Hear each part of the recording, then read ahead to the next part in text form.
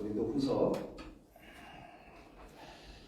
1장 똑같이 11절이에요. 네. 근데 고린도전서를 읽으셔서 고린도후서 1장 1절에서 11절, 고린도후서 1장 1절에서 11절입니다. 제가 대신 봉독해서 읽도록 하겠습니다. 하나님의 뜻으로 말미암아 그리스도 예수의 사도된 바울과 형제 디모데는 고린도에 있는 하나님의 교회와 또 온 아가야에 있는 모든 성도에게 하나님 우리 아버지와 주 예수 그리스도로부터 은혜와 평강이 있기를 원하노라. 찬송하리로다. 그는 우리 주 예수 그리스도의 하나님이시요 자비의 아버지시요 모든 위로의 하나님이시며 우리의 모든 환난 중에서 우리를 위로하사 우리로 하여금 하나님께 받는 위로로서 모든 환난 중에 있는 자들을 등이 위로하게 하시는 이시로다. 그리스도의 고난이 우리에게 넘친 것 같이 우리가 받는 위로도 그리스도로 말미암아 넘치는도다. 우리가 환난 당하는 것도 너희가 위로와 구원을 받게 하려는 것이요 우리가 위로를 받는 것도 너희가 위로를 받게 하려는 것이니 이 위로가 너희 속에 역사하여 우리가 받는 것 같은 고난을 너희도 견디게 하느니라. 너희를 위한 우리의 소망이 견고함은 너희가 고난에 참여하는 자가 된 것 같이 위로에도 그할 줄을 알미라. 형제들아, 우리가 아시아에서 당한 환난을 너희가 모르기를 원하지 아니하노니 힘에 겹도록 심한 고난을 당하여 살 소망까지 끊어지고 우리는 우리 자신이 사형 선고를 받은 줄 알았으니 이는 우리로 자기를 의지하지 말고 오직 죽은 자를 다시 살리시는 하나님만 의지하게 하심이라. 그가 이같이 큰 사망에서 우리를 건지셨고 또 건지실 것이며 이후에도 건지시기를 그에게 바라노라. 너희도 우리를 위하여 간구함으로 도우라. 이는 우리가 많은 사람의 기도로 얻은 은사로 말미암아 많은 사람이 우리를 위하여 감사하게 하려 함이라. 아멘. 매년 여름이 되면 많은 사람들이 바닷가로 휴가를 떠나는 것을 보게 됩니다. 근데 이제 바닷가에 가면 모래사장이 있죠. 모래사장에 사람들이 지나다니면서 발자국이 어지럽게 놓여지고 또 모래사장 한쪽 구석에는 사람들이 모래탑을 쌓아두기도 합니다. 또 누구누구를 사랑해 이런 기발한 글자로 써놓기도 하는데 여름철 모래사장은 그래서 보통 울퉁불퉁하기 마련이죠. 이것이 보기 싫어서 하루에 한 번 정도 그 해안을 바다 그 모래사장을 관리하는 관리인들이 큰 나무 밀대를 가지고 이렇게 깨끗하게 정리를 하고는 합니다. 그러나 아무리 인간이 도구를 가지고 모래사장을 평평하게 정리한다고 한들 그 인간의 발자국 역시도 남기 때문에 완벽하게 다 지워지지는 않는 것을 알 수가 있습니다. 그런데 멀리서 하얀 포말과 함께 파도가 밀려와서 그 해안가를 한 번만 쓸고 가면 마치 태고적에 한 번도 밟아본 적이 없는 모래처럼 깨끗하게 정리가 되는 것을 우리는 여러 번 보았을 것입니다. 그런 모습을 보면서 저는 우리의 삶도 마찬가지가 아닌가라는 생각을 해보게 되었습니다. 누구나 살아가면서 많은 마음의 상처, 생채기를 안고 살아갑니다. 그 상처가 너무 아파서 눈물을 흘리기도 하고 다른 사람에게 분노를 표현하기도 합니다. 이 세상의 사람치고 사는 사람치고 마음에 상처가 없는 사람은 아무도 없을 것입니다. 그것을 참고 드러내지 않느냐, 드러내고 사느냐 그 차이만 있을 뿐입니다. 누구나 이런 마음의 상처에 대해서 위로받기를 원하고 있습니다. 온전한 위로를 통해서 그 상처에서 벗어나기를 원한다라는 것이지요. 그래서 어떤 사람은 이 상처를 극복하기 위해서, 해소하기 위해서 음악을 듣거나 존경하는 분을 찾아서 조언을 듣거나 맛있는 맛집을 찾아가거나 여행을 가면서 이 상처난 마음을 달래려고 노력하기도 합니다. 그러나 이런 인간적인 노력들은 일시적으로 잠시 그 상처는 잊게 해줄지 몰라도 완벽하게 우리의 마음을 치유하지 못합니다. 여행을 가면 그 순간에는 잊을지 몰라도 돌아오면 여전히 같은 문제가 남아있고 여전히 같은 어려움이 마음을 괴롭히기 때문입니다. 마치 해변에 난 모래사장에 쓴 체기들이 인간이 아무리 노력해도 인간의 힘만으로 깨끗해질 수 없는 것과 같은 이치다라고 보여집니다. 우리의 상처는 어떻게 완벽하게 치유될 수가 있을까요? 오직 하나님의 손길만이 우리의 마음을, 우리의 상처난 마음을 위로할 수 있고 온전히 치유할 수 있다라고 하는 것이죠. 마치 파도가 해안가를 한 번만 휩쓸고 가면 태고적에 한 번도 밟지 않는 그 모래사장이 되어버리듯이 자연이 완벽하게 치유하듯이 우리 천지 만물을 창조한 하나님께서 우리 마음을 위로하실 때만이 우리의 마음은 온전히 회복되고 우리는 주님 앞에 당당히 설 수 있고 또 그 힘으로 하나님이 기대하시는 일을 해나갈 수가 있다는 것입니다. 오늘 읽은 본문은 바로 그런 위로의 하나님에 대해서 우리에게 말씀하고 있습니다. 이 방금 읽은 본문은 고린도후서는 주후 49년경에 바울과 디모데가 이제 3차 전도 여행을 하던 중에 마게도냐 지역에 머물면서 2차 전도 여행 때 세운 고린도 교회에 보낸 두 번째 편지입니다. 이 1장에 보면 고린도 교회에 대한 문안 인사가 1절과 2절에 나오고 그 뒤에 우리 11절까지는 하나님에 대한 감사가 긴 찬양의 형태로 나오는 것을 보게 됩니다. 근데 이 감사의 찬양 형태 3절부터 11절까지의 내용을 보면 이 환난 그리고 고난이란 말이 7번이나 나오는 것을 보게 됩니다. 이 감사 찬송이 이 안에 환난 혹은 고난이란 말이 7번 나오고 위로라는 말은 10번이나 나오고 있습니다. 그리고 이 부분의 주제는 하나님에 대한 감사인데 환난과 위로가 주제임을 알 수가 있습니다. 그러니까 환난 중에서 나를 위로해 주신 것을 하나님께 감사하고 있다. 그래서 감사 찬송이다 라고 하는 것이죠. 바울은 3절에서 우리 하나님을 찬송하면서 세 가지로 하나님을 묘사하고 있습니다. 첫째는 그는 우리 주 예수 그리스도의 하나님이시요. 우리 주 예수 그리스도의 하나님이시다. 두 번째는 자비의 아버지시다. 세 번째는 모든 위로의 하나님이시다.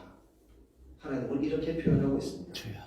이 구절을 우리가 보다 자세히 보면 바울은 하나님의 세 가지 모습 중에서도 특별히 위로의 하나님이라는 말 앞에만 모든이란 말을 붙였습니다. 모든. 이 모든이란 말은 헬라어로 파스라는 단어인데요. 이것은 모든 종류라는 말입니다. 즉 하나님은 특정한 환난을 위로해 주시는 분이 아니라 우리가 경험하는 모든 종류의 환난을 다 위로해 주실 수 있는 분이다. 바울은 이렇게 고백하고 감사 찬송을 하고 있다는 것이죠. 그 뒤에 4절에 보면 이 모든 위로의 하나님에 대해서 이렇게 말합니다. 우리의 모든 환난 중에서 우리를 위로하사 우리로 하여금 하나님께 받는 위로로서 모든 환난 중에 있는 자들을 능히 위로하게 하시는 이시로다.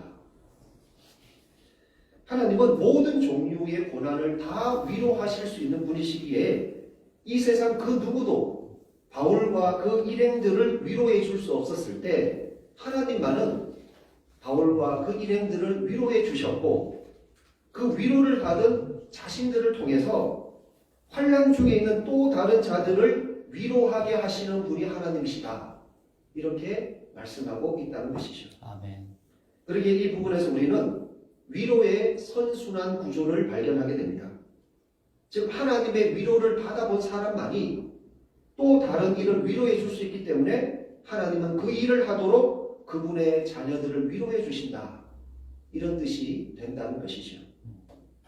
그런데 바울은 그런 하나님의 위로를 기다릴 때 그냥 기다리라고 하는 것이 아니라 기도하며 기다려야 되고 그럴 때만이 하나님의 위로가 임한다라고 말씀하고 있습니다. 8절에 보면 이렇게 말합니다.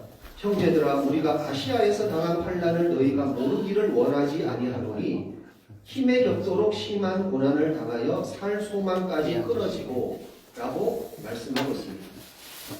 이 구절에서 나오는 이 아시아라는 말은 바울이 선교를 했던 소아시아 지역을 말하는데 그가 당했던 이 환난이 구체적으로 무엇인지 바울이 전도하다가 원형 경기장에 끌려가서 맹수와 싸움을 한 것을 말하는지 배를 타고 가다가 파선을 한 경험을 말하는지 그것도 아니면 복음을 위해 산을 넘다가 강도를 만난 것을 말하는지는 모르지만 그것이 무엇이든지 간에 이때의 경험은 바울에게 충격과 공포로 다가왔던 것 같습니다. 그래서 그런 구절에서 이렇게 말합니다. 우리는 우리 자신이 사형 선고를 받은 줄 알았으니 바울은 이런 죽음의 위협 속에서도 이런 고난 속에서도 환난 속에서도 9절 하반절에 보면 이는 의로 자기를 의지하지 말고 오직 죽은 자를 다시 살리시는 하나님만을 의지하게 하심이라 라고 말씀하고 있습니다. 바울은 자신에게 닥친 환난 그 자체를 보는 것이 아니라 그것을 너희 자신을 의지하지 말고 죽은 자를 다시 살리시는 하나님, 불가능이 없으신 하나님만을 의지하게 만드는 놀라운 경륜이 숨어 있다 라는 것을 발견하고 그는 환난 속에서 하나님께 더 기도를 하게 되었다라고 하는 것이죠. 10절에 보면 그렇게 하나님만을 의지했을 때 이렇게 말합니다. 그가 이같이 큰 사망에서 우리를 건지셨고 또 건지실 것이며 이후에도 건지시기를 그에게 바라노라. 하나님은 아시아에서 복음을 전하다가 죽음의 위협 속에 있던 이 바울과 일행을 하나님을 의지했을 때 건져주셨고 과거 위로해 주셨고 또 앞으로도 더 큰 고난이 닥칠지라도 하나님을 의지하면 구해 주실 것을 확신하면서 그는 하나님에 대한 감사를 마치고 있습니다. 저 개인적인 말씀을 이제부터 간증식으로 조금 말씀을 드리겠습니다. 저는 우리 그 유인물에는 장신대 교수로 되어 있는데 장신대에서는 제가 그 객원 교수로 있고 저는 지금 충청북도 청주 옆에 있는 청주인데요. 청주 외곽 지역에 있는 오창이라는 데에서 지금 개척교회를 하고 있습니다. 2017년 이제 9월 달부터 이제 개척을 하기 시작해서 지금 한 6년 정도 지나서 7년째 향하고 있는데 저는 이제 소기철 교수님에게 박사 논문을 쓴 1호 박사입니다. 그리고 이후에 계속 서울에서 부목사 생활 동신교회에서 부목사하고 이 금호동에 있는 충일교회 100여 명 되는 교회 거기서 제가 담임 목회 2년을 하다가 이제 오창에 내려가게 됐습니다. 내려가게 된 이유는 그 충일교회라는 곳이 30억 빚이 있는 교회였는데 제가 거기 갔는데 2년이 지나자 저에게 보증을 서라고 하기에 보증을 설 수 없다라는 판단에 의해서 내려가게 되었고 오창은 2007년부터 제 아내가 거기 연구단지가 있습니다. 산업단지가 LG도 있고 녹십자도 있고 유한양행도 있고 많이 들어와 있는데 오창에 한국기초과학지원연구원이라는 대전에 본원이 있는데 오창 분원이 그 집에 생겼습니다. 그래서 아내가 과학자이기 때문에 2007년 정도부터 거기에 애들하고 같이 살게 되었고 저는 이제 부목사 생활과 담임 목사할 때 서울에 있으면서 계속 이제 떨어져서 주말 공부를 하게 되었습니다. 근데 이제 충일교회에서 담임 목사 사임을 하게 되니까 이제는 우리 가족이 합쳐야겠다라고 생각을 하고 이제 오창에 2017년 6월 달에 내려가게 되었고 그래서 여러 군데 이제 지원을 청진을 위해서 지원을 해보았지만 여기 계신 분들 다 아시겠지만 거기는 굉장히 정치색이 이제 센 곳이어서 그냥 이력서만 내서는 안 되는 곳이더라고요. 여기 다 내정되어 있고 이래서 길이 열리지 않고 그래서 하나님이 개척을 하라는 같다라는 생각이 들어서 이제 개척을 하게 되었습니다. 근데 이제 저는 고향이 대구입니다. 경상북도 대구고 저는 그 전에 충청도를 한 번도 가본 적이 없었습니다. 근데 아내 직장 때문에 2007년에 거기에 정착을 하게 되었지만 저는 이제 아내하고 같이 살기 위해서 내려가게 되었는데 개척을 하게 되니까 아무도 찾아오는 사람이 없는 거예요. 그러니까 보통 개척을 하면 친척들이 오죠. 처가 식구들이나 뭐 이렇게 가족, 뭐 누님이나 동생이나 뭐 시부모 뭐 이렇게 이제 오는데 저희는 다 연고가 대구나 서울에 있기 때문에 오실 분이 아무도 없었어요. 그렇다고 뭐 친구가 있는 것도 아니고 뭐 아는 사람 한 명도 없는 거죠. 예. 그러나 거기서 개척을 해야 되는 상황이 되었고 이제 개척을 시작을 하게 되었습니다. 이제 개척을 하면 많은 사람들이 이제 개척을 하더라도 다 힘들다 안 된다고 했지만 사실 저는 다를 거라고 생각했어요. 저는 잘 되겠지 이런 생각으로 기대를 가지고 했는데 개척을 하고 1년이 됐는데 우리 식구 저 안에 애들 둘 앉혀놓고 예배를 드리기 시작했는데 1년 동안 한 명도 등록을 하지 않았어요. 처음에 개척을 할 때는 우리 개척이 뭐 어렵다고 하더라도 나는 끝까지 포기하지 않을 거다 이 생각을 가지고 그리고 가족만 앉혀놓고도 나는 70까지 목회를 할 거다 설교를 할 거다 그런 각오로 시작했지만 한 달이 지나가니까 가족을 앉혀놓고 한 달이 지나가니까 힘들더라고요. 너무 힘들었어요. 그래서 저도 힘든데 그때 우리 아이들이 초등학교, 중학교 이렇게 돼 있었는데 애들도 한 달이 지나니까 이렇게 말하는 거예요. 아빠, 왜 사람들이 안 와요? 아빠 그 전에 큰 교회에 있었는데 왜 이렇게 우리 식구만 있어요? 그 말을 듣는 제가 얼마나 마음이 힘들었겠습니까? 제가 그래서 어떻게든 해야겠다 싶어서 전도를 하기 시작했습니다. 제가 그 당시에 개척을 하게 될 때 주변에 많은 목사님들이 저에게 이런 말씀을 했어요. 그리고 제가 학교에서 배울 때 책에도 이런 얘기가 나왔던 것 같아요. 설교를 잘하고 그 다음에 기도 열심히 하고 전도 열심히 하면 부흥된다. 걱정하지 말고 위로를 받아라. 염려하지 마라. 설교 열심히 준비하고 기도 열심히 하고 전도 열심히 하고 처음에는 그 말이 위로가 됐습니다. 사람이 하는 말이.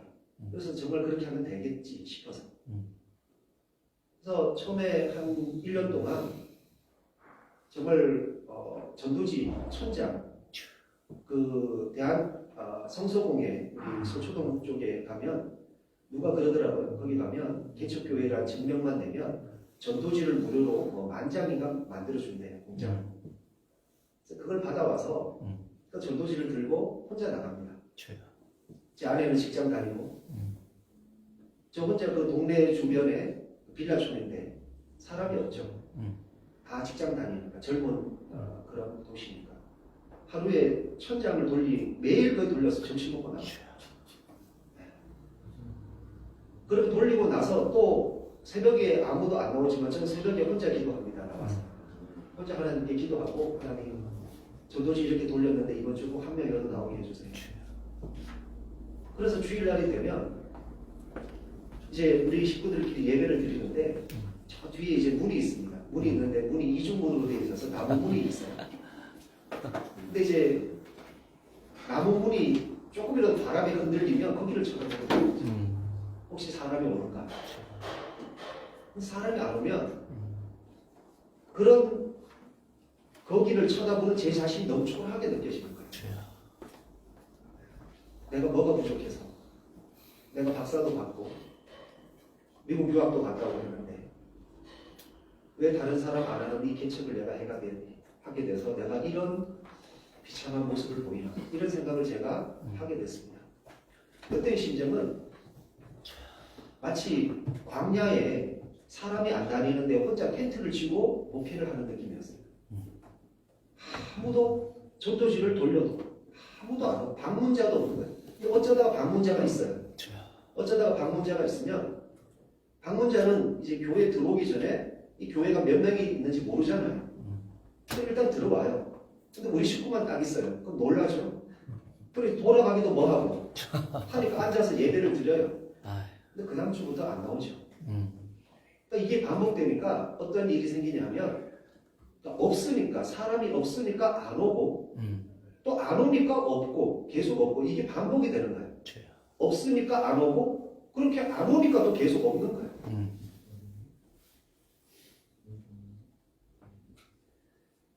설교를 열심히 준비하면 부흥이 될 거라는 생각을 가지고 설교를 열심히 준비해 봤지만 설교는 사람이 많을 때 이게 효과가 있는 것이 우리 식구만 앉아있는데 설교 열심히 준비해 봐야지 그게 어떻게 부흥이 되겠습니까? 그러니까 학교에서 배운 부흥의 원칙 그리고 사람들이 저에게 해주는 위로 기도를 아무리 해도 새벽에 나와서 2-3시간 혼자 기도해도 전도지 그렇게 돌리고 하나님 이번 주에 한 명이라도 보내주세요. 그래도 안 옵니다. 기도해도 안 되는 거예요.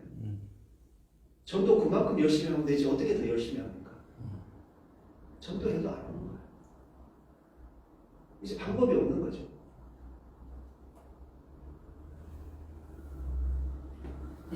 그럴 때 한 1년쯤 지나 그때 제가 어떤 일이 있었냐면 눈이 오는 날 그날도 전도해야겠다 싶어서 우리 교회 뒤에는 이제 다 빌라촌이 되는데 빌라들이 쫙 있어요.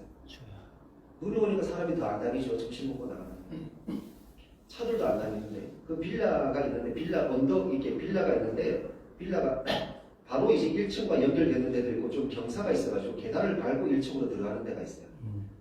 근데 이제 계단을 밟고 이제 사람이 없으니까 그 우편함이라도 전도지를 꽂아놔야겠다 싶어서 계단을 3개를 밟고 저 눈이 쌓였죠. 근데 지금 그 안에 들어가 전도지를 그 호실마다 꽂고 난 다음에 계단을 밟고 내려오는데 그 계단에서 이제 미끄러진 거예요. 그 부흥 뜬 거예요, 제가. 미끄러지는 부흥 떠서 뒤로 떨어졌어요. 그래서 만약에 머리부터 떨어졌거나 허리가 정확하게 그 계단 이렇게 턱에 부딪혔으면 굉장히 크게 다쳤을 거예요.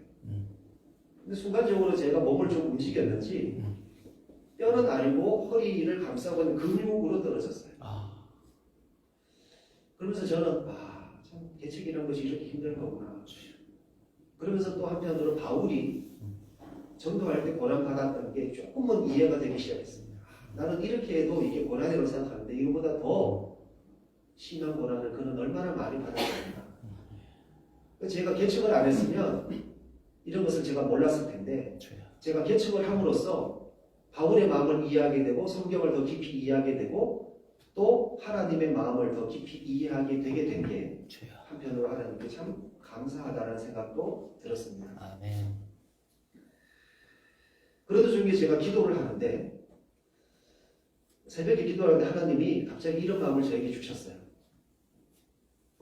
너는 왜 나를 주님이라고 하면서도 네가 주인으로 행세하려고 하느냐 이런 마음을 주셨어요. 무슨 말이냐?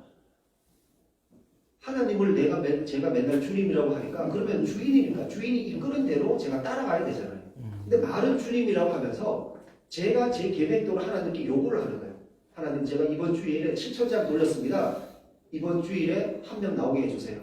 이번 한 달이 마쳐질 때 동안 2명 나오게 해주세요. 다 제가 계획을 세워놓고 하나님께 그걸 요구하고 있었다는 거예요. 그러면서 하나님이 너는 나한테 주님이라고 하지만 네가 주인이 아니었느냐.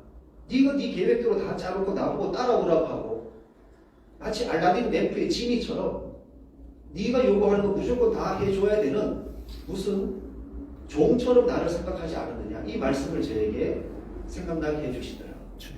그래서 제가 참 많이 회개를 했습니다. 제가 지금까지 주님이라고 말했지만 정말 하나님을 주님으로 제가 인정하고 있었는지 하나님 이걸 또 개척하면서 깨닫게 해주시는구나. 하나님이 내 때와 내 계획이 있는데 네가 내 때와 내 계획을 따라야지 네 계획대로 내가 움직여주기를 네가 왜 바라느냐. 이 음성을 저에게 주셨어요. 그러면서 내가 너를 보고 있다. 네 믿음을 내가 보고 있다. 네 기도를 듣고 있다. 주야. 때가 되면 내가 움직일 것이다. 이 아멘. 마음을 저에게 주시게 됩니다. 아멘. 그런 다음에 또 기도를 하는데 또 하나님이 이런 말, 한 번은 이런 원망이 나오더라고요. 하나님, 왜 제가 박사인데 왜 제가 이렇게 개척을 해야 됩니까? 한 명도 없이 왜 이렇게 이곳에서 이렇게 시작을 해야 됩니까? 주야. 다른 사람들 대전신학교 신대원 3년만 나온 사람들도 다 정치에서 다 청주에 100명 뭐 이런 데 다 들어가는데 제가 뭐가 부족해서 제가 왜 개척을 해야 됩니까? 하나님, 원망의 기도가 나오지 않았겠습니까? 그때 하나님이 저에게 또 이런 말씀을, 위로를 저에게 들려주시는 것 같았어요. 다른 목사들은 다 개척하면 도망갈 것 같아서 너는 개척해도 도망가지 않을 것 같으니까 내가 너를 믿고 너에게 맡긴 거다. 근데 그 말씀, 그 마음이 너무 저에게 위로가 되는 거예요. 주야. 하나님이 얼마나 믿고 맡길 사람이 없으면 저를 믿으시고 끝까지 도망가지 않을 것을 알기 때문에 아멘. 하나님이 저를 맡기시고 저에게 이 개척의 길을 가게 하셨구나. 주야. 그 다음부터는 하나님에 대한 원망 이런 게 나오지 않더라고요. 오히려 감사의 마음이 나오게 되었습니다. 그러면서 사람들이 저에게 하는 말이 개척하면서 어느 때가 제일 힘들었느냐 이렇게 말해요. 그래서 가족들만 앉혀놓고 설교할 때가 제일 힘들지 않더냐 이렇게 말할 때가 있어요. 근데 사실 가족들 앉혀놓고 주일날 예배 드리는 거는 그래도 나아요. 가족이라도 있으니까. 수요일이나 새벽 기도 때나 금요일날 아무도 그때는 뭐 한 명도 없었으니까 저는 한 명이라도 나올까 싶어서 불을 켜놓고 양복을 입고 혼자 기다립니다. 근데 예배 시간이 끝나도 한 명도 오지 않아. 그럼 다시 그 양복을 벗고 또 사복으로 입고 집으로 가요. 근데 그런 일이 반복이 되다 보면 어떤 생각이 드냐면 내가 지금 뭐 하고 있는가 이런 생각이 들어요. 이 모습을 만약에 딴 사람이 지켜보면 제 정신 나간 거 아닌가? 이렇게 지켜보지 않을까? 이런 생각이 들더라고요. 혼자 옷 입었다가 앉아있다가 또 혼자 옷 벗고 가는 거예요. 전 그게 너무 힘들었습니다. 내가 이거 뭐 하고 있는 짓인가? 그런데 하나님이 내가 너를 다 보고 있다. 내 때가 되면 내가 역사할 것이다. 아멘. 그 마음을 주신 이후부터는 그 양복을 벗고 있는 것이 전혀 어렵지가 않았어요. 하나님이 보신다는 생각에 하나님만 보시면 되지. 사람이 뭐 없으면 어때?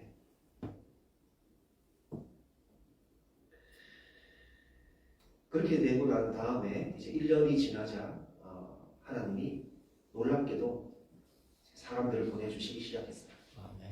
그래서 물론 중간에 코로나 때문에 또 많이 빠지게 됐지만 지금은 우리 식구 빼고 한 10명 아멘. 나와서 예배를 드리고 있습니다. 주야. 개척해서 이 큰 교회 같은 데서 한 명은 아무것도 아니지만 개척교회에서 한 명은 요즘에 아무도 없는 교회에 누가 등록합니까? 주야. 그 한 명은 100명이 등록하는 것 더 어려운 거예요. 저는 그렇게 생각이 들었어요. 한 명도 없는 데서 10명이 되는 게 10명에서 1000명 되는 것보다 더 어렵다 이런 생각. 왜냐하면 이게 없으니까 안 오는 거예요. 그것도 안 오니까 계속 없는 거예요. 그러니까 정착이 안 될 수가 없는 거죠 이게. 그런데 10명이 되었다. 너무너무 감사한 일이죠.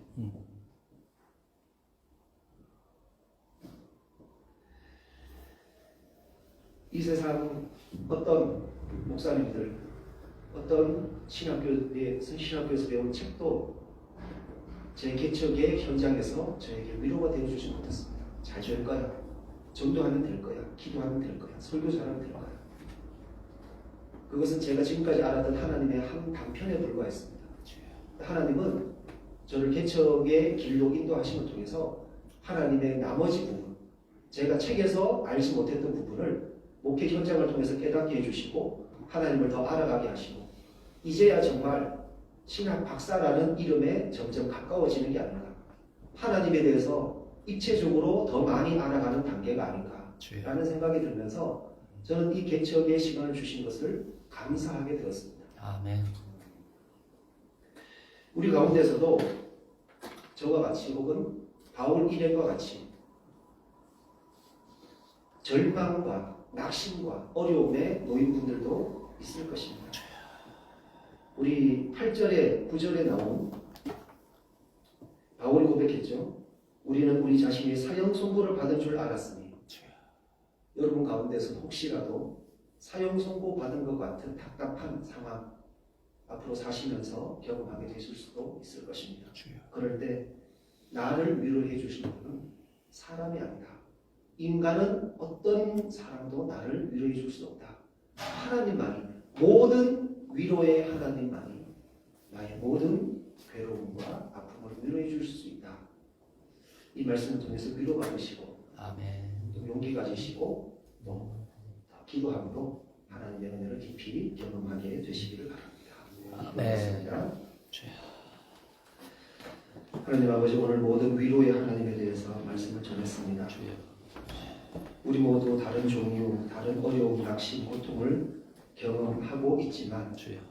이 모든 종류의 위로를, 고난을 다 위로하실 수 있는 분은 하나님 한 분밖에 없음을 기억하고 주여.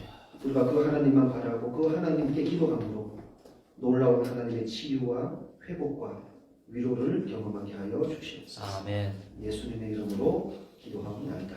아멘.